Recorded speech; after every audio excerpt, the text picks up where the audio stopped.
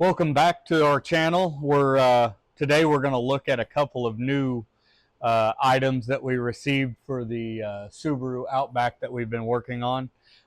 Today's kind of an interesting project. Today we are going to remove some existing lighting that was installed previously by someone else, and it's kind of a mess. So we'll take a look at that here in a little bit. But we're going to replace it with some AuxBeam equipment. So to start out, we've got an R4 series light. This is going to be one of their amber floodlights. They have them in a couple of different styles. They've got white, and then they've got a couple of amber models. This one's the R4 series. So they come with 2 light pods. They seem to be pretty decent quality. They also, the plugs, the connectors are really well. It does come with a wiring harness that includes relays. It's fuse protected, and it does come with a little on-off switch. So we're going to take a look at that. Probably going to have to do a little bit of modification on the wiring so that we can connect it to the AuxBeam 6-gang switch panel. This box is water resistant, to be mounted under the hood of the vehicle. This is a 6-gang panel, so it comes with a interior mount. They are very hectic. They seem to be fairly durable. Comes with all the mounting hardware, set of directions, and then it's also configurable. So it comes with different stickers to kind of explain what you're actually turning on, turning off. So once again, this is a 6-gang switch panel, meaning that it'll control 6 different units on the vehicle. So let's move over to the vehicle real quick and take a look at what we're working with. So as you can see, and people pointed this out in the last video, we have the Nightlight floodlights mounted currently. Nightlight is, it's a fairly decent low budget brand on Amazon, but when you're looking to kind of increase the look of your vehicle and performance, spending a little bit more is always going to give you a better product. As we said earlier, not for sure who installed the last version of this, but as you can see, the wiring that was installed really, I don't know the proper terminology to say that, but there's a lot of electrical tape. It was sticky taped right there. Just overall, not a good under vehicle look. So we're gonna see if we can, spice it up, mount things in a little bit better area, and try to make this overall a better experience for the owner. All right, now that we've got everything removed that was existing, we decided we were going to stay with the mounts. They were Anderson fabrication. They're fairly stout mounts, seem to be very good. When I first looked at this, I thought it was one of the pinch weld mounts that go on the hood. But after looking at it, I think we're going to leave. We're going to stay with those style mounts. So in just a second, we'll start moving into the wiring and recreating this. All right, now that we've got everything removed that was existing, we decided we were going to stay with the mounts. They were Anderson fabrication. They're fairly stout mounts, seem to be very good. When I first looked at this, I thought it was one of the pinch weld mounts that go on the hood. But after looking at it, I think we're going to leave. We're going to stay with those style mounts. So in just a second, we'll start moving into the wiring and recreating this. So as we were looking for a location for these, we did a little bit of research, and the majority of people are actually mounting the box right here. And initially, I was like, there may be a better place to do it. So I was actually looking in underneath this battery and trying to mount it kind of up here in this headlight assembly. But after we reconsidered it, I think we're going to go ahead and continue the install up here on the electrical box, just to make it a little easier to get to when we add additional accessories to this. So I think we're going to go ahead and do that, and we'll kind of go over how we installed that here in just a second.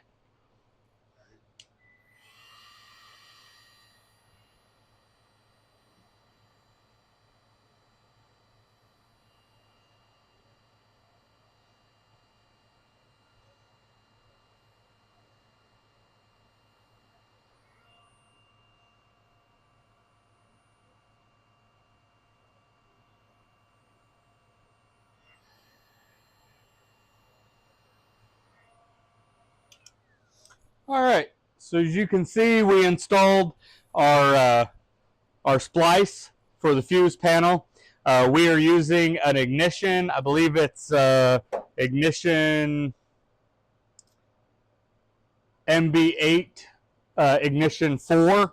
That fuse is located, if you're standing on the driver's side of the car, the first row of fuses, it's the fourth one up. It's a 7.5 amp. We've put in the splice to ensure that the 5 amp going out so that we're not overloading the circuit. We've connected our splice into our control for the new box, the new switch panel, and then that will just slide right in here and connect back to the vehicle just like normal. One thing to make sure of anytime you're doing electrical is that you have the battery unhooked, just to keep from shorting out. We had already done the connections, that's why we're still connected, but it is best practices to have it removed. So we got our new connector on here. We shortened the ground wire out for the controller. Subaru happened to put a ground connector right here on the strut tower, so we're going to remove it, and we're going to ground right there at that existing body ground instead of running wires all the way back to our battery.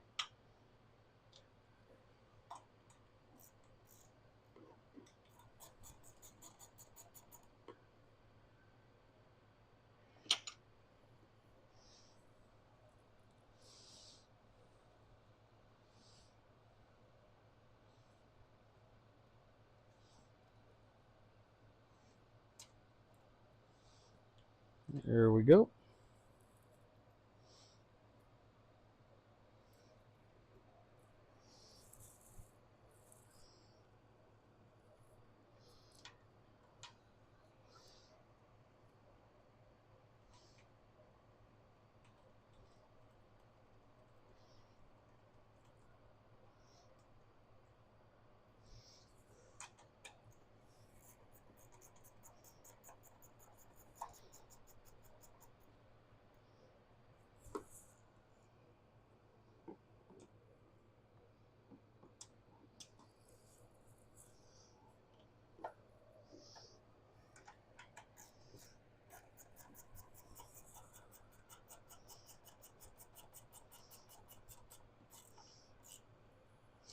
All right, once we get that snug down, we've completed the installation of this. We haven't mounted it here yet because we're moving around constantly.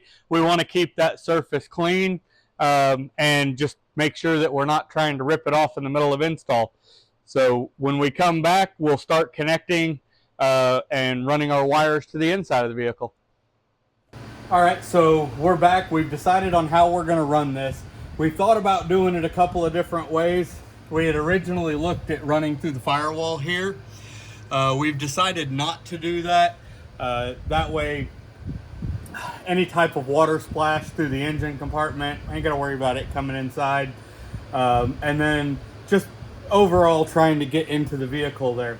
So what we're going to do is we're going to come in through the outer fender here, driver fender. We're going to come through, back in behind the door, and we're actually going to come through the existing door hole right here. So we've removed the open or the hold open device, so that way we can come through the door. That gives us a clear passageway into the inside of the vehicle through the doorway access. Now, what's going to benefit us is we're hoping that we can mount our control panel right up here on this leather spot inside of the dash. This gives us a nice clean run right here without having to run all the way up underneath your controls. So we're gonna fish that wire through and kind of show you how it's been ran, and then we'll move on to the next part of the install. All right, so what we've done is we've ran the wire here. We've got a little excess here. We've got plenty inside the vehicle. We've ran in behind this fender well. What we're gonna do is we're gonna remove this and we're gonna hide most of this wire that's still under here back up underneath this plastic so it's out of the way. What we've done is we've ran back in behind the vehicle, down through the back of this soundproofing material, down through, and then we've entered through the door jamb right here, allowing the wire to come out on the inside through the existing door connector right here in this yellow piece. So we'll input some still photos showing exactly where we ran it through.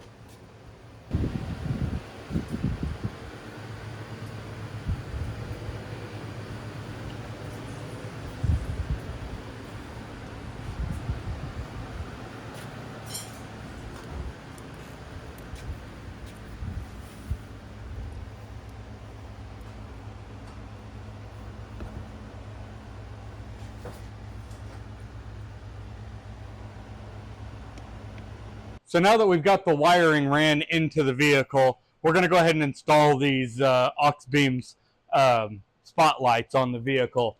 Once again, we're using the original mounts that were on here when we started. As far as really how these are installed, it's really up to personal preference. You see a lot of Jeeps where they're straightforward.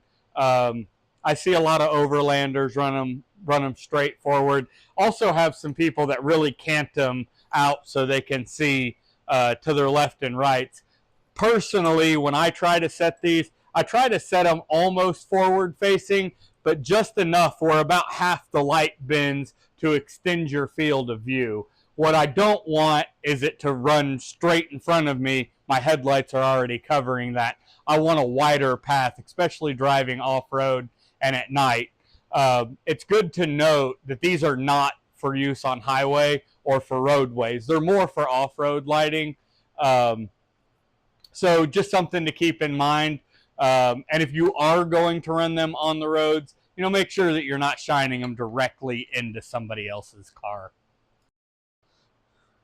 Action. All right, so as we get ready to start this, I'm going to be using a 1/2 inch and two 10 millimeters, which really threw me off when I was looking at this because this jam nut is a 10 millimeter. However, when we're looking at the mounting bolt, it's actually a 1/2 inch, which is kind of weird that they're mixing bolts, but it is what it is. So once again, what I'm going to do to start out is I'm kind of going to tighten this jam nut, not overly tight, just tight enough that it's not going to swivel around too much on me while I'm installing. And then it's a fairly simple install. Basically, all we're going to do is just loosen this one bolt and run it through the mount. So I'll get these installed and we'll be right back. So now that we've got these installed, one thing is not to over tighten anything just yet. So we want to be able to adjust these, but we want them to hold their own. So just tighten them up where they're a little bit snug.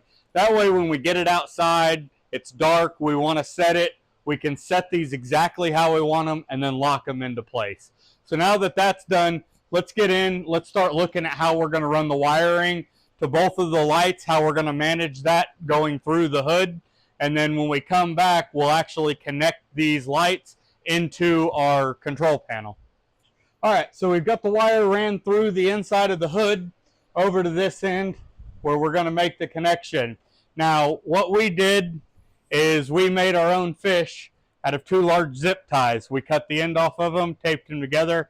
It actually worked really well. We were able to slide it straight through, tape this into the connector, and pull it through. So it wasn't too much of a struggle at all. Sometimes when you don't have the proper tool, zip ties come in handy.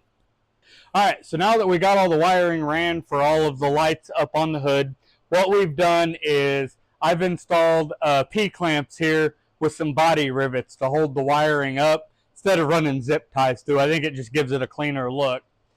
We've got the one wire that runs down. The second wire for this driver's side light kind of runs underneath. What we've done is we've really cleaned this up. So we have a shroud plastic fender piece here that kind of comes in and it secures right here. So what we did was we went ahead and removed that piece to find that we have the electrical distribution box here. There's a bolt underneath here. So we ran into that existing bolt. That's going to provide our relay for our spotlights. And what we've done is we've taken all of our excess wire and we've tucked it into this inner fender well. So it's in behind it. It's a clean look. You can't really see any of it. It's out of the way and it's not going to be interrupted. And then the only wires that we have stuck out right now is we have our power ground for our spotlights. We've also got this switch that came with them to turn them on and off. We won't be using this. We'll be removing this circuit and we're going to be tying it in to this new switch panel that we've ran earlier inside the vehicle. So once all that's hooked up, there will be no need for this additional switch. So that's where we are right now. The next thing that we're going to do is we're going to go ahead and get these lights hooked up. We're going to get them hooked to the battery and make sure that they all function correctly. And then once we have that, that'll tell us what our wiring combination is here so that we can rewire this switch into this panel and then control them from the inside. So we'll be right back and we'll show you how we've done that. All right, so welcome back. So what we've done is we have ran all of our wiring. We've hooked it into the positive side here for the spotlights. We've ran our negative up here to our ground wire. We have taken our switch and we have verified that the blue wire is the control wire. We did definitely check to make sure. Black was ground and white is the supply. So we've taken that switch out of the equation. Now what we're doing is we're utilizing the blue wire here. We're putting a ferrule on the end of it here so that way we can move this ferrule and connect it in here. Because this is a very low voltage control wire, we're going to use this first one on the outside edge, which is for 5 amps for a very low voltage plug. As you can see, there are 6 here. We have 210, 220, and a 30. We're going to save those for larger amperage items. So if the owner of this vehicle decides they want to do like a winch solenoid or some higher density lights, then we'll utilize some of these other areas. But right now, all the wiring still pretty much ran where it was. We're basically just connecting, and then we'll be tidying up under the vehicle, and we'll show you what the final result under the hood is. All right, so now that we're back, we've got all of our wiring in. Batteries still disconnected, but we've got all the maiden wiring, and we've tested it on the outside. So what we've done is we've wrapped all of our wiring in wire protection, get it out of the way. The only ones that we did not do was our power wire here as it ran over. So now what we're going to do is put in this trim piece, get it put back together, and then get the battery cable back up, and then we'll be moving back to the beginning or the inside of the vehicle to finish the install.